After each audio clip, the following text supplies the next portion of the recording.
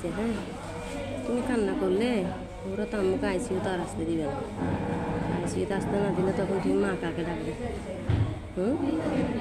তুমি আস্তে আস্তে ঘুমাবে, দুষ্টামি করবে না। হ্যাঁ, কান্না করবে না। মা মাথা চুলকা দিচ্ছি, ঘুমাবে।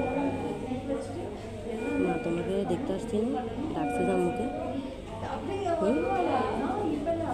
আম্মু তুমি ঘুমাবে। জয় সব প্রবাস ভাইদের। আসসালামু আলাইকুম। আমি জান্নাতুল মারিয়ামের আম্মু। আমি আইসিইউতে আসছি। আমি তো আপনাদেরকে আমার মেয়ের কোনো নিউজ দিতে পারিনি, আপডেট দিতে পারতেছি না, কারণ জান্নাতুল আইসিইউতে নিয়ম নেই ছবি তোলার, ভিডিও করার। তো তাও আমি আসছি।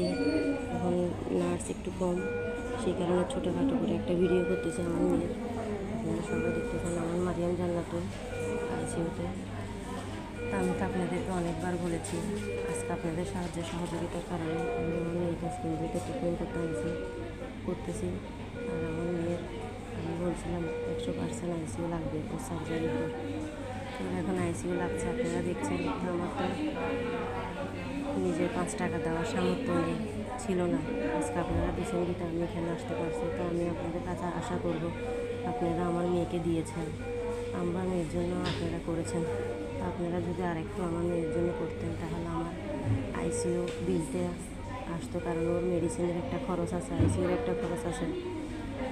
তো সেই কারণে আমি আপনাদেরকে বলতেছি, আপনারা সবাই আমার এই ভিডিওটা বেশি করে শেয়ার করবেন, কমেন্ট করবেন। আর আপনারা সবাই আমার মেয়ের জন্য দোয়া করবেন। আমার মেয়ে যেমন কি অতি তাড়াতাড়ি সুস্থ সবল হয়ে যায়, আবার আপনাদের মাঝে দাঁড়াইতে পারে। আবার যেমন কি বলতে পারে আঙ্কেল আন্টিরা, নানু নানিরা, ভাইয়া আপুরা, সবাই দোয়া করবেন আমার মেয়ের জন্য।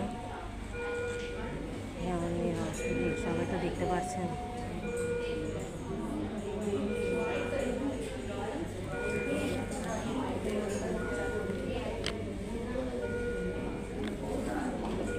কিছু মা কিছু একটু ঘুমাও, আস্তে আস্তে ঘুমাও, ঘুমানোর চেষ্টা করো, আস্তে আস্তে আস্তে মা, আস্তে একটু ঘুমাও, ঘুমানোর চেষ্টা করো।